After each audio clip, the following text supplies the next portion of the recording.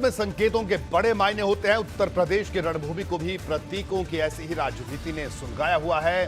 कल तक अखिलेश पर सीट बंटवारे को लेकर धोखाधड़ी का आरोप लगाने वाले चंद्रशेखर आजाद ने अब मुख्यमंत्री योगी आदित्यनाथ के खिलाफ चुनावी बिगुल फूंक दिया है। इसमें कोई शक नहीं है कि जातीय गोलबंदी के पैमाने पर देखा जाए तो चंद्रशेखर आजाद पश्चिमी यूपी में एक अहम फैक्टर साबित हो सकते हैं, लेकिन चुभने वाला एक सच यह भी है कि उनकी सियासी ताकत को चुनावी मैदान की कसौटी पर कसा जाना बाकी है। हालांकि इस ऐलान ने सत्ता के संग्राम को दिलचस्प जरूर बना दिया है।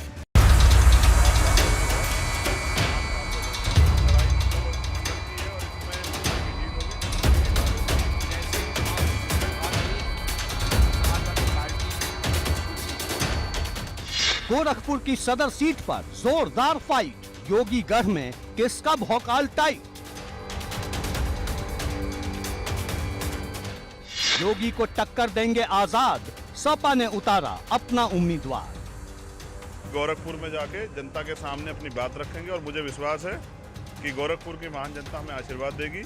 यूपी के चुनावी महाभारत में अगर किसी सीट की सबसे ज्यादा चर्चा है तो वो है गोरखपुर की सदर सीट, जहां से मुख्यमंत्री योगी इस बार चुनाव लड़ रहे हैं। और अब इसी सीट से आजाद समाज पार्टी के मुखिया चंद्रशेखर आजाद ने ताल ठोक दी है।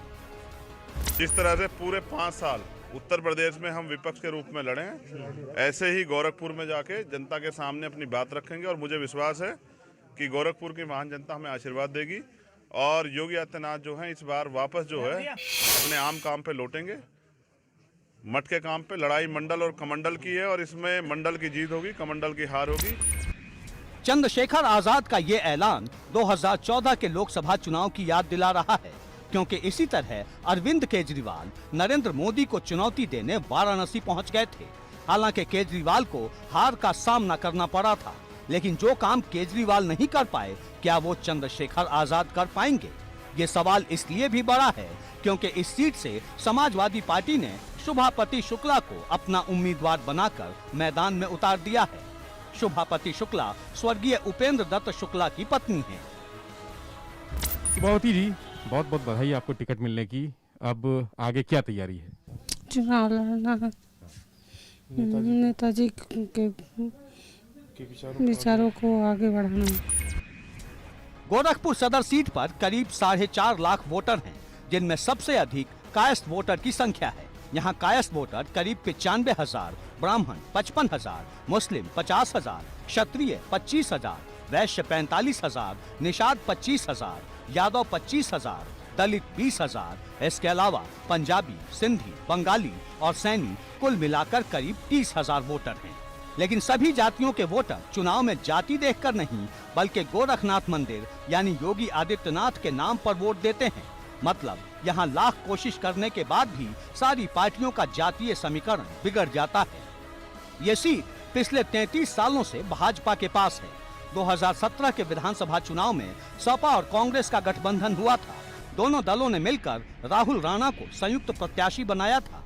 लगा था कि चुनाव रोचक और जोरदार होगा, लेकिन भाजपा के राधा मोहन दास अग्रवाल ने सपा के राहुल राणा को 60,730 वोटों के अंतर से हरा दिया। वैसे यहाँ एक जुमला बहुत मशहूर है कि यहाँ जिस पर भी योगी का हाथ होता है उसकी जीत पक्की हो जाती है, और मौजूदा विधायक राधा मोहन दास इसका जीता जागता प्रमाण हैं। और इस बार तो खुद योगी चुनाव लड़ रहे हैं। ऐसे में चंद्रशेखर आजाद योगी को कितनी चुनौती दे पाते हैं, इस पर पूरे देश की निगाहें होंगी। एबीपी गंगा के लिए गोरखपुर से पंकज प्रजापति के साथ नीरज श्रीवास्तव की रिपोर्ट।